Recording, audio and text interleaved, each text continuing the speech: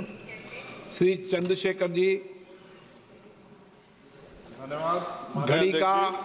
घड़ी का और समय का ध्यान रखो। 6:30 बजे मंत्री जी मैं का जवाब आना है। आपके एक से एक शब्द की वैल्यू समझता, आप कहो मैं बैठ जाऊंगा सर।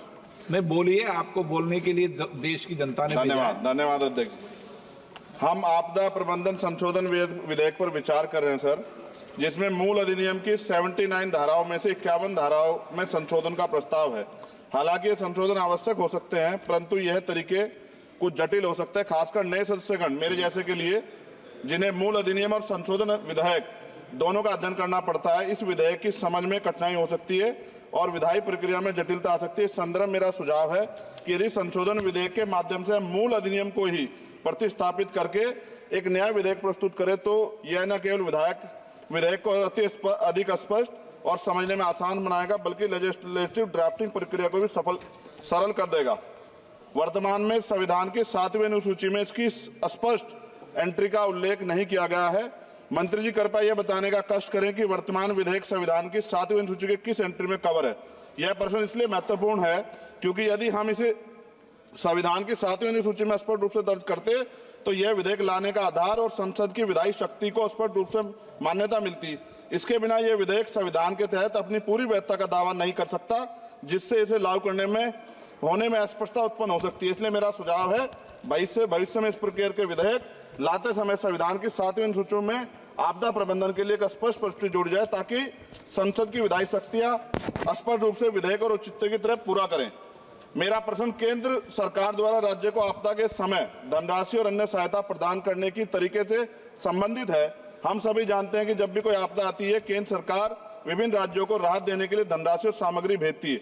हालांकि यह देखा गया कभी कभी सरकारें अपनी पार्टी शासित राज्यों में को प्राथमिकता दी, जबकि विपक्षी दल द्वारा शासित राज्यों को धनराशि कम, विलंब और भेदभाव पूर्ण तरीके से दी जाती है। इस भेदभाव का कारण राजनीतिक विवाद और आरोप प्रत्यारोप उत्पन्न होते हैं। विशेषकर जब आपदा की स्थिति गंभीर होती है तो ये भेदभाव और देरी राज्यों के लिए अधिक संकटपूर्ण हो सकता है। इसलिए मेरा सुझाव है इस विधेयक में एक स्पष्ट प्रावधान होना चाहिए, जिसमें यह सुनिश्चित किया जाए कि सभी राज्यों को आपदा के सहायता समान रूप से समान मानकों के आधार पर दी जाएगी।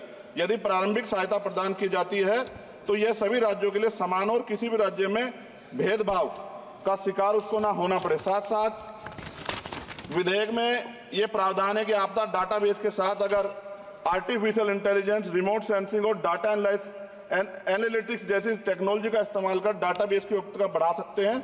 इस प्रावधान भी विधेयक के हों। एनडीएमए में जो आपने स्पेशली स्टाफ रखेंगे, क्या नियुक्ति में SC, ST और OBC को आरक्षण का प्रावधान दिया जाएगा? क्या ये बल सिर्फ मैन पावर होंगे या आवश्यक राहत सामग्रियों उपकरणों से भी लैस होंगे? इन बलों को वित्तीय संसाधन भी देने होंगे जिससे प्रभावी ढंग से कार्य कर सकें। आपदा प्रबंधन नीति डिजाइनिंग में पूर्व चेतावनी प्रणालियों के उन्नयन को शामिल करके पूर्व चेतावनी प्रणालियों को प्राथमिकता दी जाए। आपदा प्रक्रिया कोष में ऐसे प्रावधान होने चाहिए कि आपदा होने के 24 घंटे में ही प्रभावित राज्य जिला प्रशासन को एक निश्चित प्रारंभिक राशि जारी हो सके। जापान जैसे देशों के तहत 72 घंटे की महत्वपूर्ण प्रतिक्रिया योजना को लागू करना, ताकि समय और बचाव कार्य कुशल समन्वय हो। जनता और NGO को भी एक्ट के तहत बनी सभी एजेंसीज के साथ मिलकर काम करने की योजना पर बल दिया जाना चाहिए। किंतु संशोधन विधेयक में ऐसा कोई प्रावधान नहीं दिखता जो कि आपदा के समय नागरिकों, NGO और सामाजिक संगठन रोल को सुनिश्चित करे। आपदा राहत को नागरिकों के लीगल राइट बनाने पर जोर देना चाहिए। और अध्यक्ष जी, सबसे महत्वपूर्ण ये है, आपदाओं में अपने परिजनों और संपत्ति को खोने वाले व्यक्तियों के मानसिक स्वास्थ्य को सहायता प्रदान करने के लिए मनोवैज्ञानिक पुनर्वास कार्यक्रम को आपदा प्रबंधन नीतियों में एकीकृत करने की आवश्यकता है। वायु प्रदूषण ये भी एक तरह का डिजास्टर है। दिल्ली और NCR के तमाम क्षेत्रों में अध्यक्ष जी इतनी बुरी हालात है, हवा जहरीली हो गई है, मेट्रो सिटी में सब जगह हाल है। इसको भी इसमें जोड़ा जाना चाहिए। लोगों का जीवन कीमती है, लोग जब सुरक्षित नहीं रहेंगे तो फिर जीवन कैसा? सर, नगीना लोकसभा क्षेत्र से मैं आता हूं सर। किसानों को हर बार बाढ़ के कारण नुकसान होता है और जब वो जाते हैं दफ्तरों में तो अधिकारी धमकाकर भेज देते हैं वापस। कोई मुआवजा नहीं मिलता, मुआवजा के नाम पे खाना पूर्ति होती है।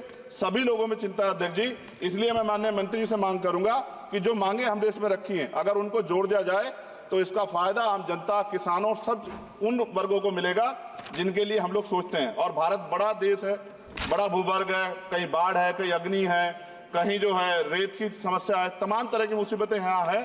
तो मैं माननीय अध्यक्ष जी आपके माध्यम से सरकार से मांग करता हूं और माननीय मंत्री जी से कि इस बिल पे, जिस विधेयक को और मजबूत करें जिससे इसका लाभ जनता को। माननीय अध्यक्ष जी आपका धन्यवाद। नहीं, नए सदस्य हैं, लेकिन उन्होंने बहुत अच्छा विधेयक पर बोला है।